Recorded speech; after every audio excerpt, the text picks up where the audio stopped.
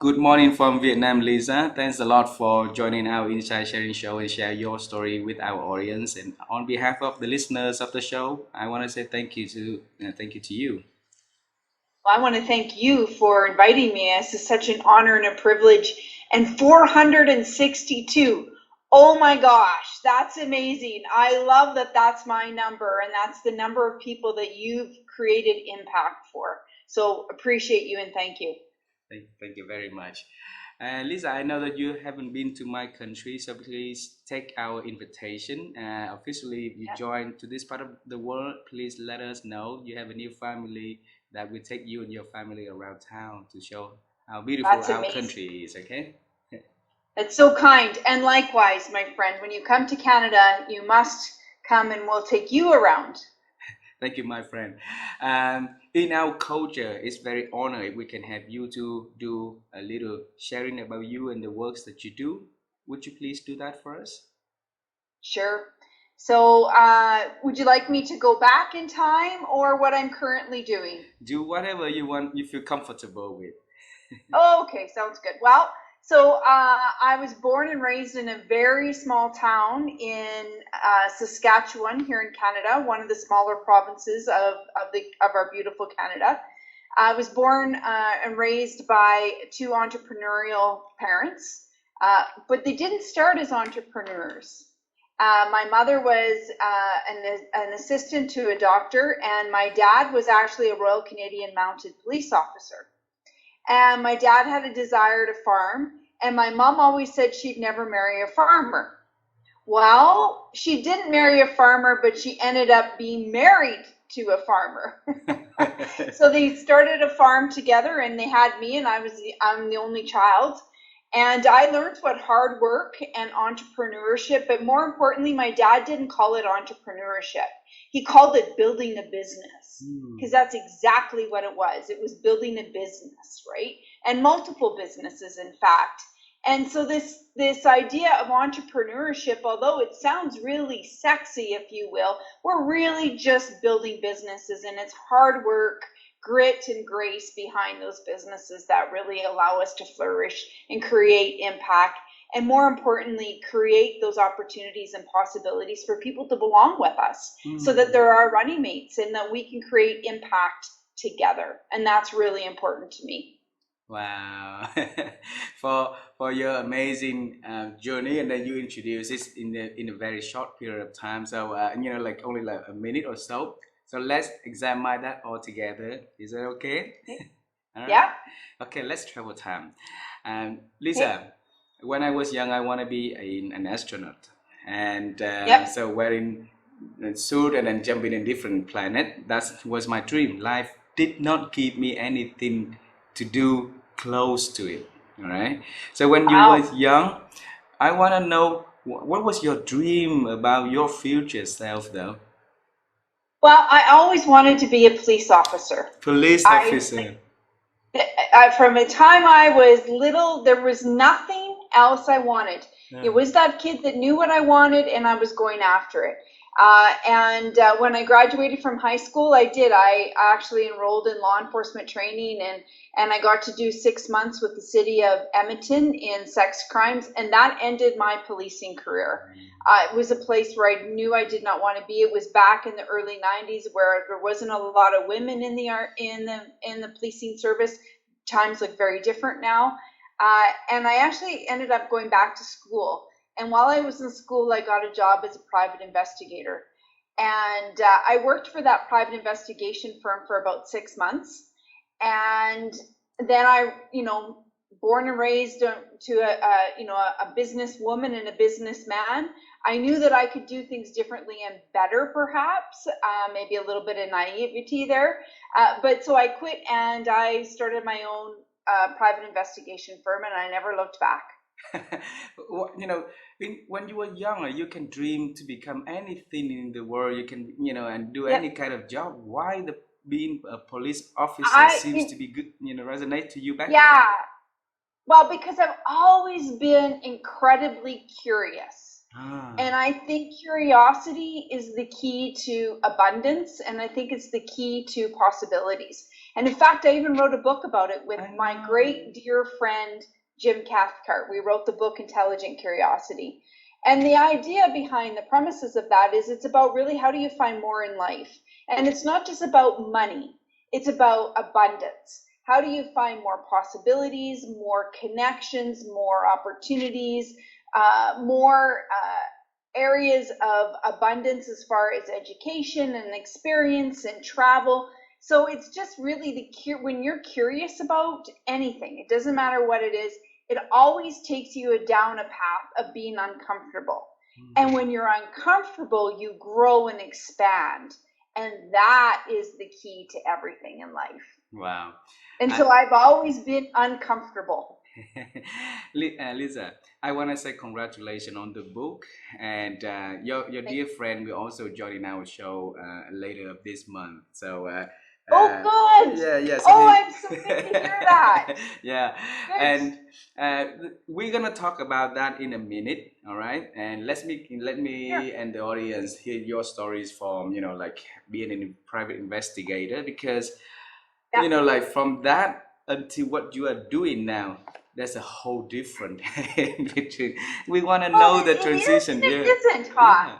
It is and it isn't because, we have to be curious. And I think the Mm, more curious we are about others, mm, the more opportunity comes for us, right? And it uh, doesn't matter what that is, no matter what our dreams are, whether they're, a financial dream of success, whether they're a personal dream of success, whether you love things. I'm not really much for things. I love money, mm, but I love money because money gives you opportunity, freedom, and flexibility to create impact. That's why I love money. And the more money that you have, the more opportunity that you're able to get. mm, And so I think, being curious is really about I'm curious about you. I want to know more about you, less about me, because I already know who I am. But when you're curious about people, you find really interesting things, really interesting ways to communicate better, ways to create connection. You get clarity in a lot of things. And I think it all starts with curiosity. And so I've just always been curious. And so being a cop was just like, I got to be more curious about people. How do crimes, happen? How are they solved? All those things that nobody really looks at or thinks about. mm, I like to think about because I think that's where the gold is in life. mm. But what I was saying is that being investigator, being a cop, being Yep. investigating the things, right? Moving into the space of be helping people to build cultures and belonging and stuff like that is a huge Yep. space in between. Where was the Yep. transition that made you moving from that piece of the works into this new piece of works, though? Yeah, life is funny, isn't it? It It takes is. us down all kinds of paths. And after I was out of, I successfully exited my private investigation company. My husband and I, we really tried to have kids, and we had a really hard time having children. And so there was a brief period of time where it took us a while to get pregnant. And then once I was pregnant with twins. Oh. And I knew no longer could I do a private investigation work. Very difficult to, jump from the back of a car to the front of the car and all hours of the night and day, and you're never on your own schedule. Hmm. And so that was really a transitional time where, my husband was gone a lot, so I stayed home to raise the children. And I got approached by a colleague friend of mine to actually move into the online space with a bookkeeping company. And I had no clue what e-commerce was. I mean, this is back in, the like early 2000s, right? So e-commerce was just something very new.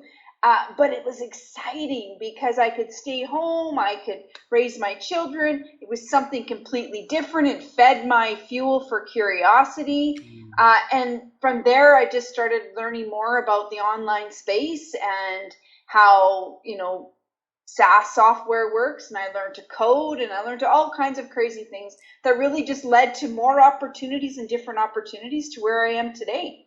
Wow.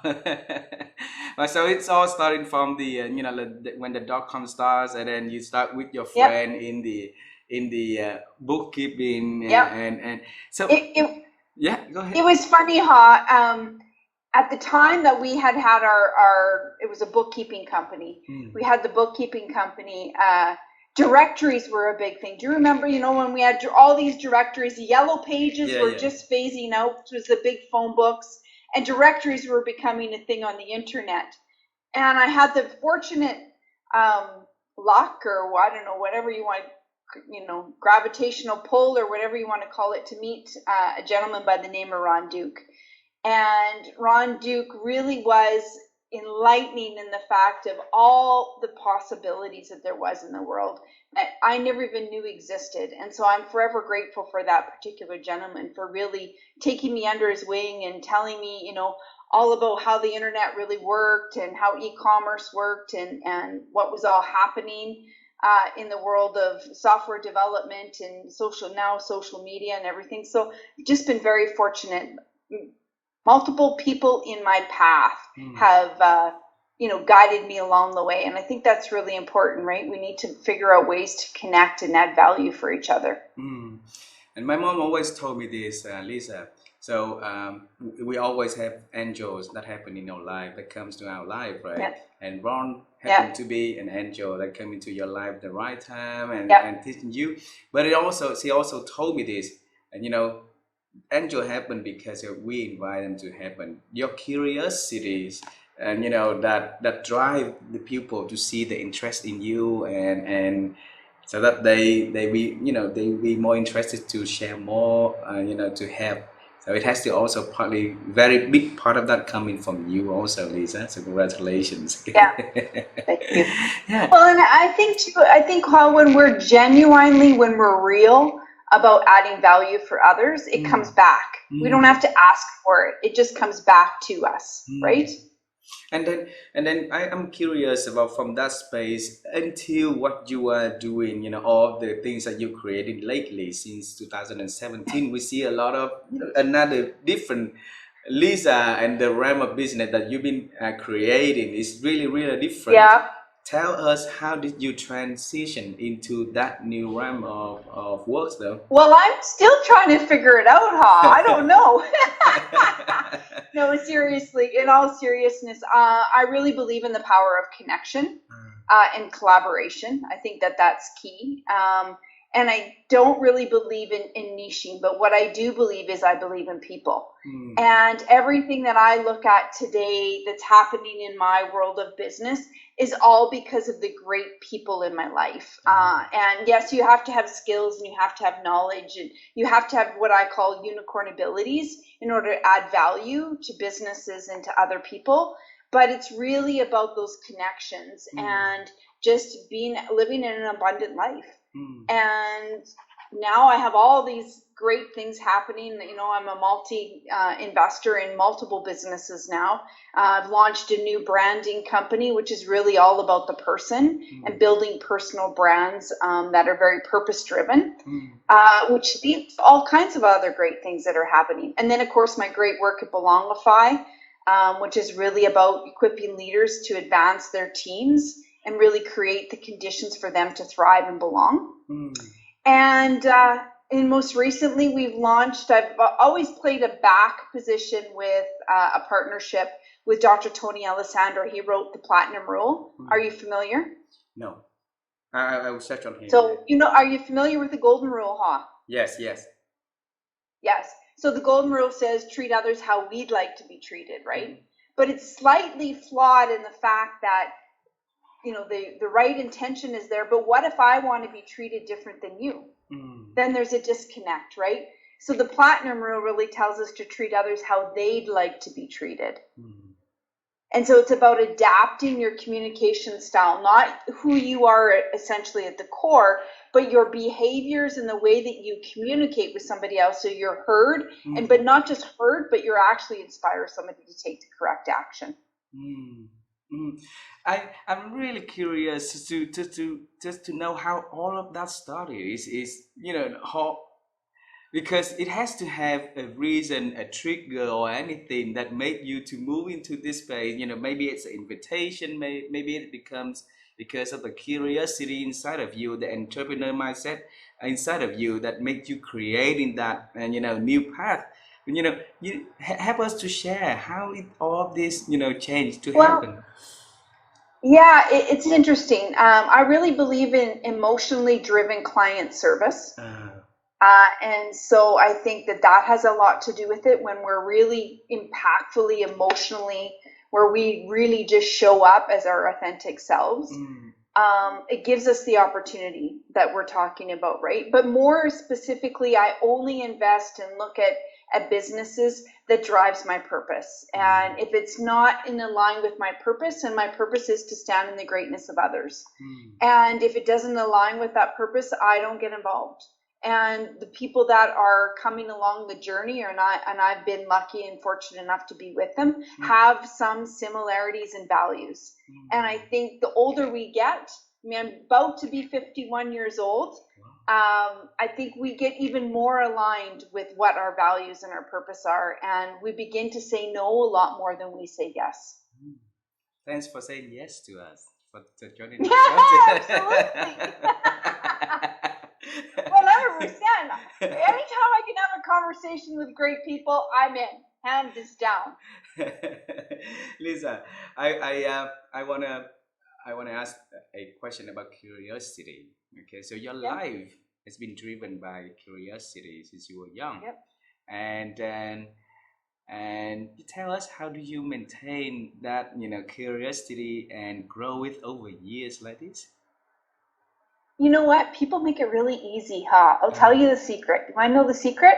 yes, of People course. love, yeah, people love to talk about themselves. Yeah. So all you have to do is ask really good questions and then Mm. just shut up and listen. Mm. That's it. That's the secret. Ah.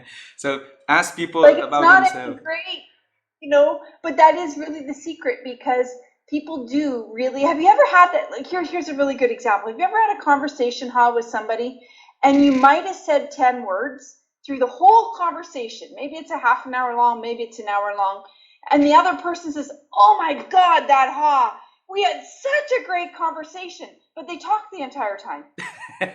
Many, many times, Lisa. Exactly, because people love to talk about themselves. So if you are really good at listening Mm. to what they say, you will find where their obstacles are in their business or obstacles in life or, what they value, whether it's their children, it's their grandchildren, whatever it happens to be. And then you adapt your style of communication and how you connect with that person based on what they've told you. But you have to be willing to listen to what Mm. they're saying. Mm.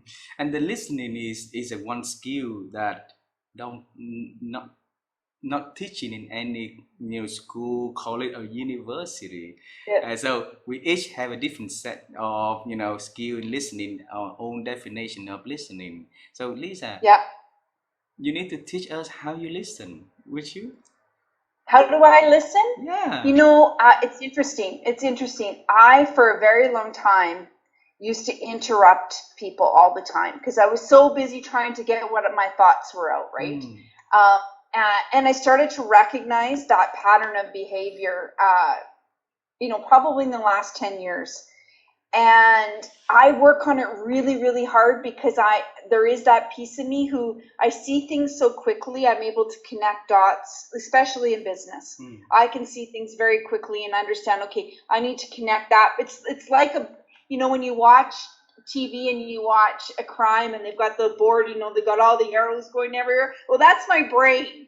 When when I'm talking to somebody, I'm already starting to connect the dots and the people or the vision or whatever, and the path, not just to see it, but answering that and then what. And I think in part of that journey was really, teaching myself just to shut my mouth, Mm. just to like literally to just zip it up. And then I started to think in like 30-second. I started to listen for 30-second sound bites and I would write 30 seconds down. And then I trained, 60 seconds. And so I would take 60-second sound bites from what people were saying. And now I'm like at 2 minutes and 5 minutes. And that's really helped me to get clarity for them. Because I think that people, when you're listening, the magic is always in your mess. It's the really great listeners who can pull that information out and really help you get to that next level. Wow. So it's a real practice for you to start to listening to the integral, Yep. like 15 seconds, 30 seconds, up to 60 Yep. seconds, and then a minute, 2 minutes, 3 minutes, and stuff like that. Oh, thanks for sharing And that. sometimes, like, I get so excited, I'm like, I just want to get in there, and then I have to remember, no, like, to sit back and enjoy. And I think that's the other thing is people are so in a hurry for the next conversation or the next thing that they forget just to be in the moment, right? Like, we're having a moment now. I just want to be in the moment with you. I don't want any other distractions. I just want to focus on Ha and Lisa's conversation. And I think that's really important. And today, I don't even know where the phone is, but these are a huge distractor. Although they're a gift, they are a distractor. And so we have to really be purposeful about what we do and more specifically intentional. Lisa, for a normal person, we can have a minute, 30 seconds of focusing on listening. But if you so busy with a lot of ideas in your head, and as a curious person, right, we find it's really, really hard to discipline yourself to stay focused on the present and listen to it. It's easy to go back to the bad behavior that we used to be interrupting and coming with ideas, right? What else in the practice that you had that enables you to really discipline onto listening to people and give them time? Well, you know what it is? I'm going to show you. Yes, please. It's two old things. And it's crazy because everybody thinks Lisa's nuts, but that's okay. I don't mind that. It's two things, a pen and a paper. And you should always be taking notes. And I think that, like, to set your mind and give you those triggers, right? So that you recall afterwards. And I think it's really important too, when you have conversations with people, if you're having an hour conversation, schedule an hour and 15 in your calendar so that you have 15 minutes, because your brain, if you move on to something else, you will not retain, and the older you get, the harder it is. And so I will spend always 15 minutes doing my follow-ups, writing my additional notes or whatever I need in those, especially in business, in those business conversations, because I know in a half an hour later, I'm very busy like everybody else is, and I'll forget. And so I want to always make sure that I stay on top. I think people forget about the follow-up, and the follow-up is just as important in a relationship as the conversation. Thanks for sharing all the advices on listening and how you do it in your way, Lisa. Thanks a lot for sharing. Thank you for asking. Nobody's ever really asked me that before, so that's interesting. I had to think about that. We're gonna go back to the word thinking, at a later of this conversation, because that is another topic that really, really interesting that I want to know.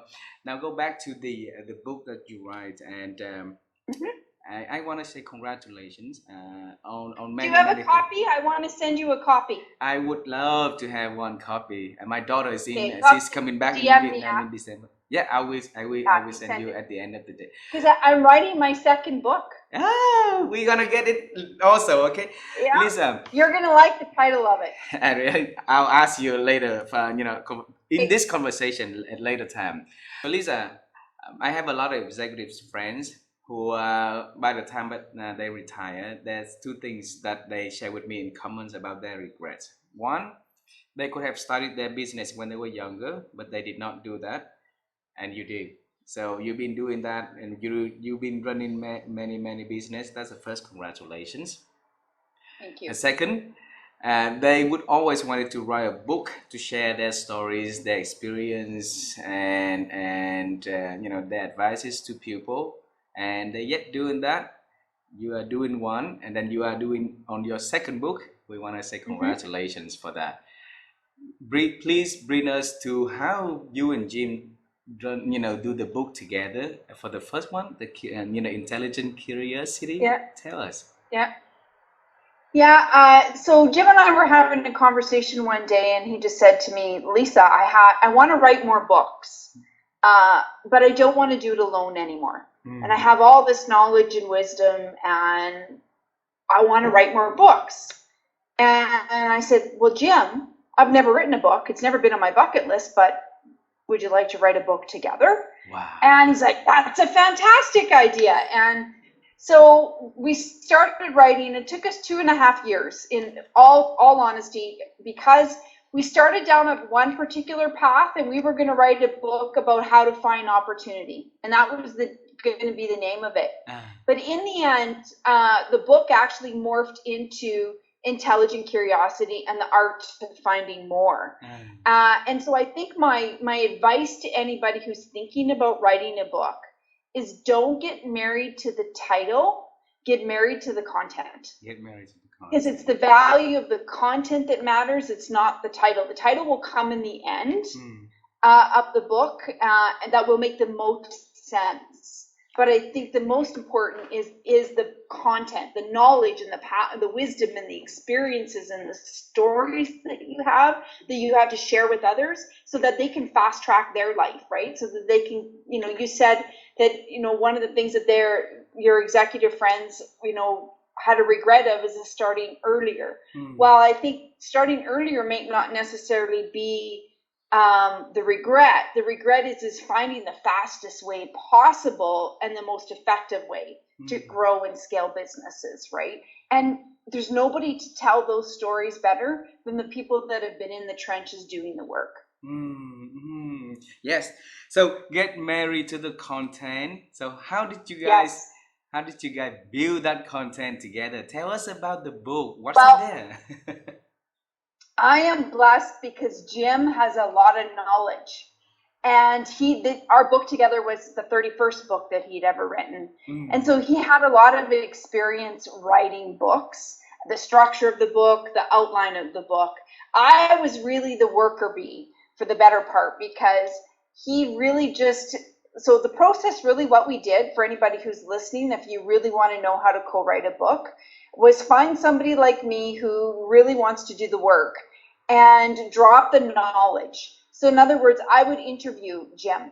mm, And so we did a series of interviews, and we recorded everything, and then we put it in what we call otter.ai. I'm not sure if you're familiar with it, but it's a transcribing service. mm, Really great artificial intelligence behind it, very accurate.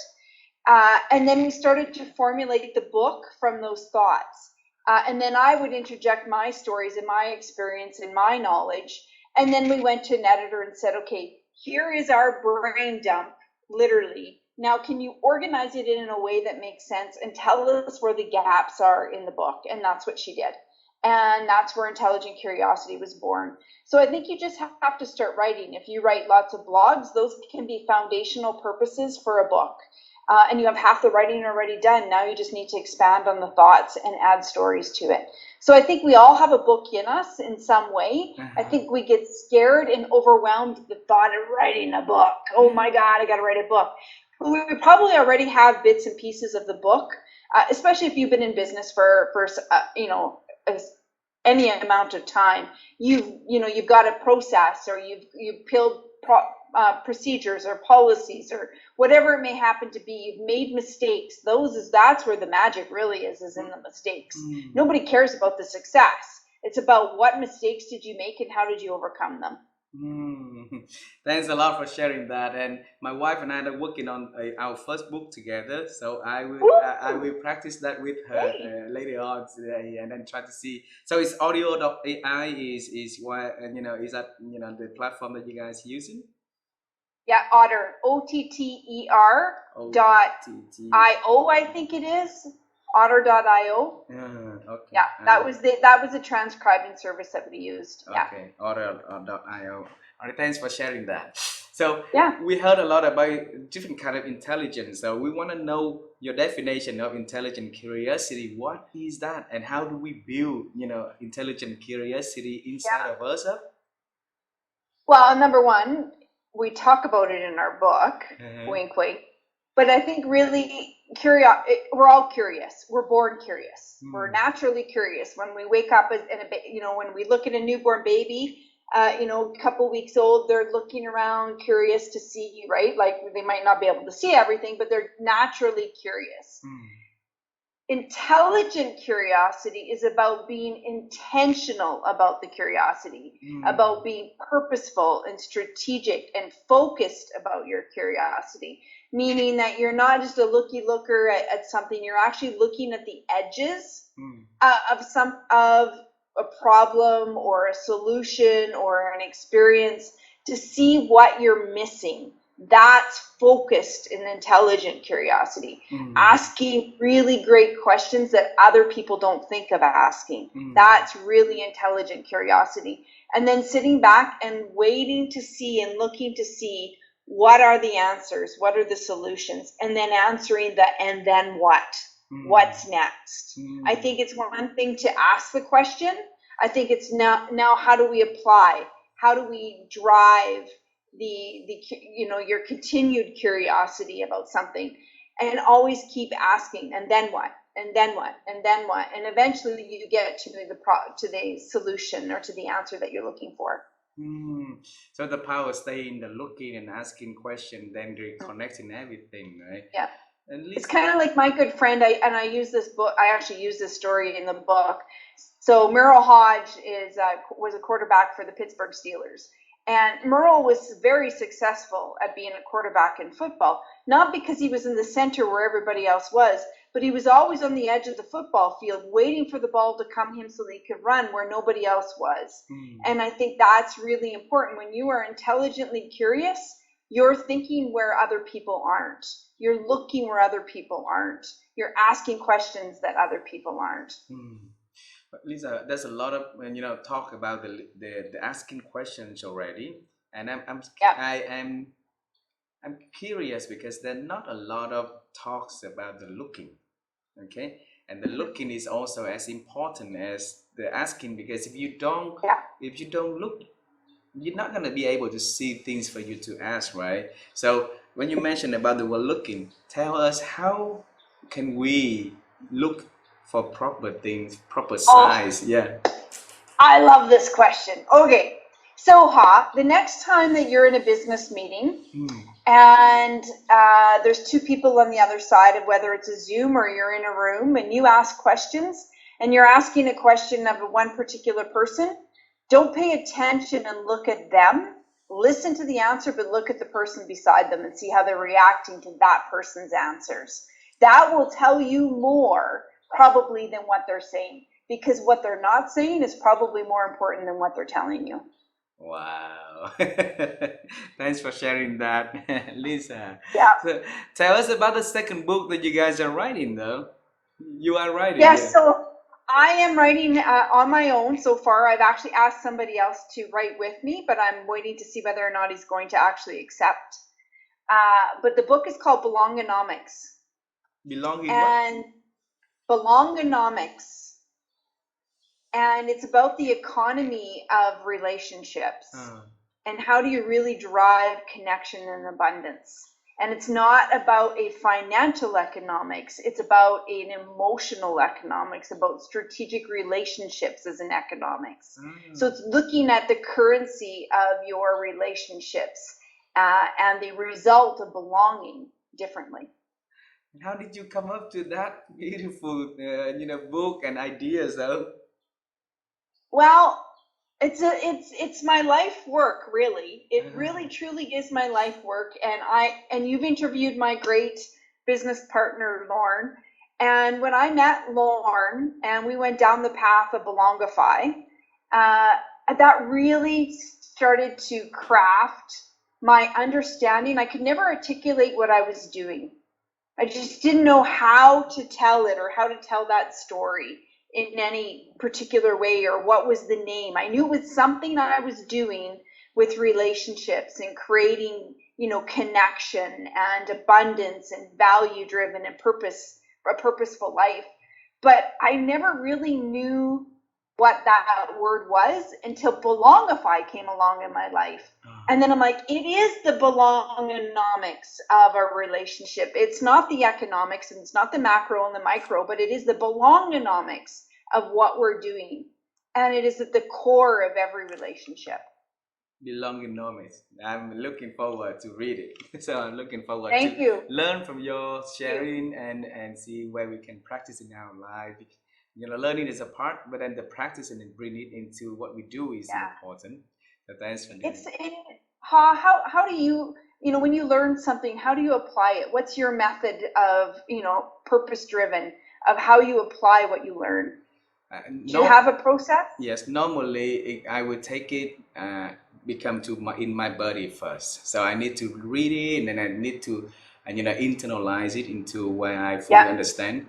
Then find a person that close to me that I can share the ideas, and then so that is always my wife. So she and I, we always sharing things together, and then we bring that ideas into practice through the idea in the book, and then how we're gonna practice and who we're gonna practice, who we're gonna share it to, Yeah. and how do we measure, what we try to accomplish in here, and Yeah. that's what we normally do. And every chance that I read something exciting, I always try to start with internalizing it into myself first. Yeah. Yeah. Yeah.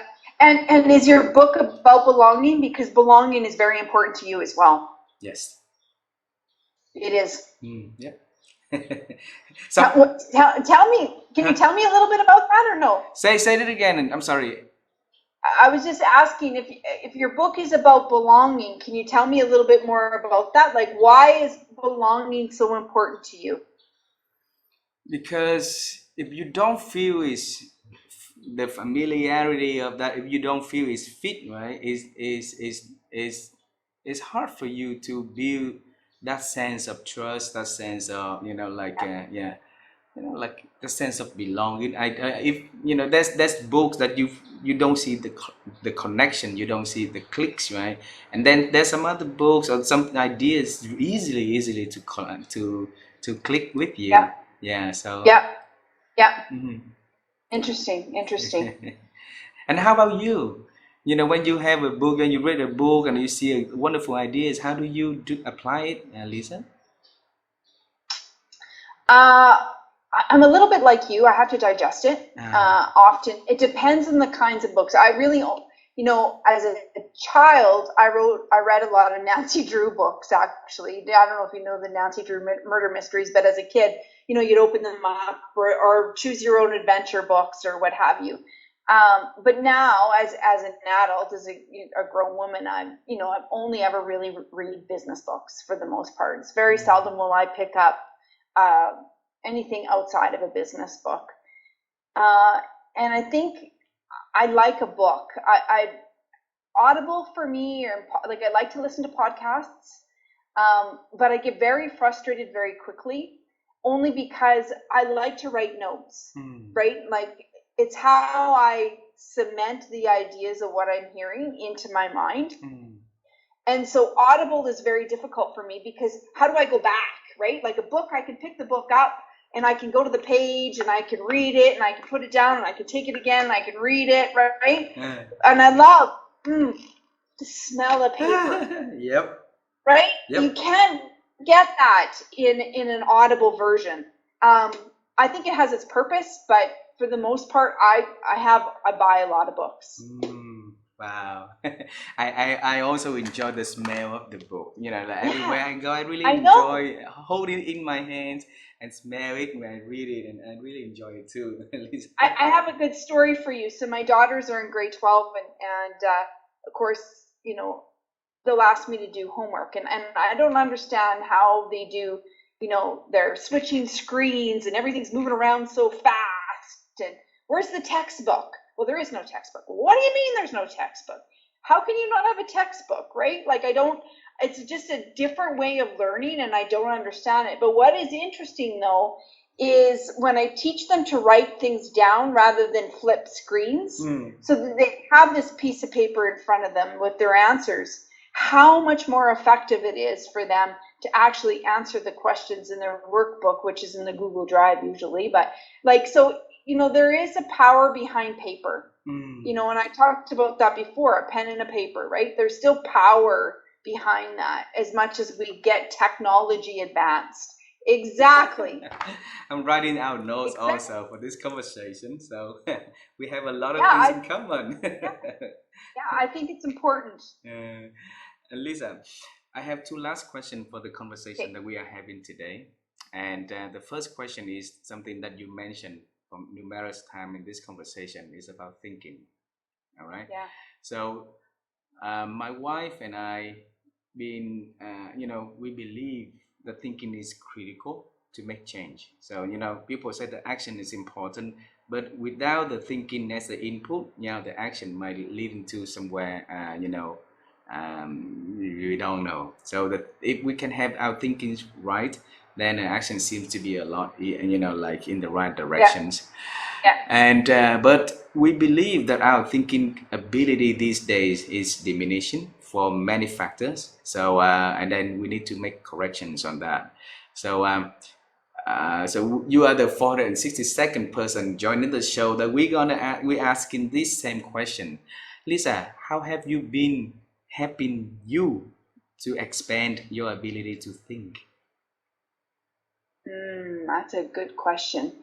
I think that thinking is important. I think that, taking time out of the day to really just shut your eyes Mm, and not meditate, but really think about what you're doing and why you're doing and what mm, is the strategy behind what you're doing, mm, I think is really important.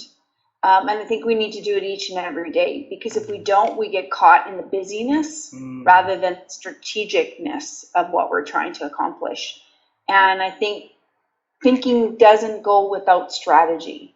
I mm, mean, I think you can think a lot, but if you're not strategic about what you're thinking about, you can get lost in the weeds and you can waste a lot of time. And we only have 24 hours in a mm, day.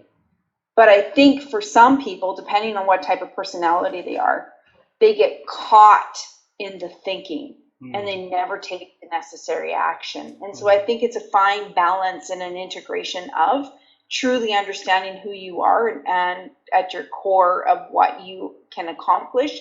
I am most happy when I'm executing.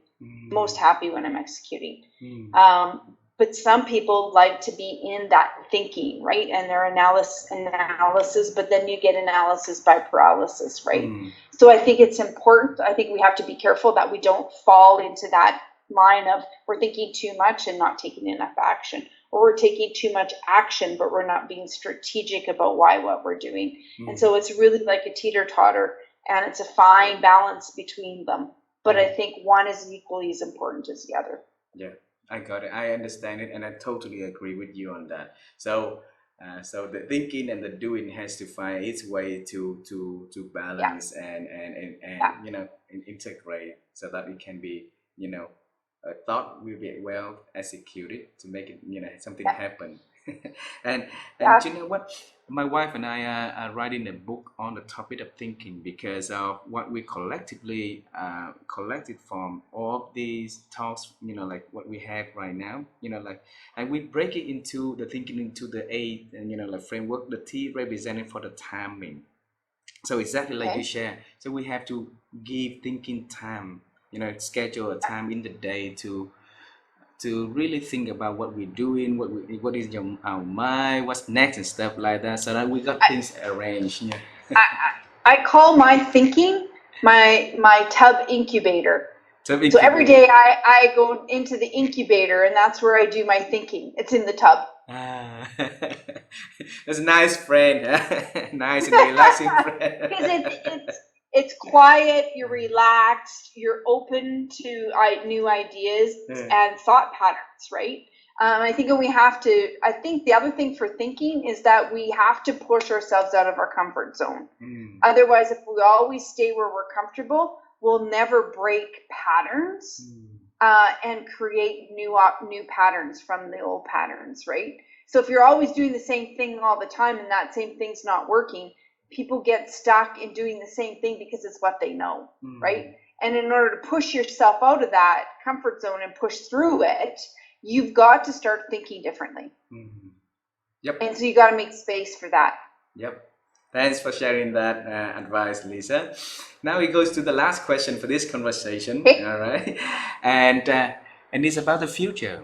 So we knew that you grow up, when your parents, like get married together and then make a Yep. farm business. So you've been in the entrepreneur world where you say is that building a business, right? So Yep. now you guys been building multiple businesses, write your own book and do a lot of amazing things. I admire, really admire that.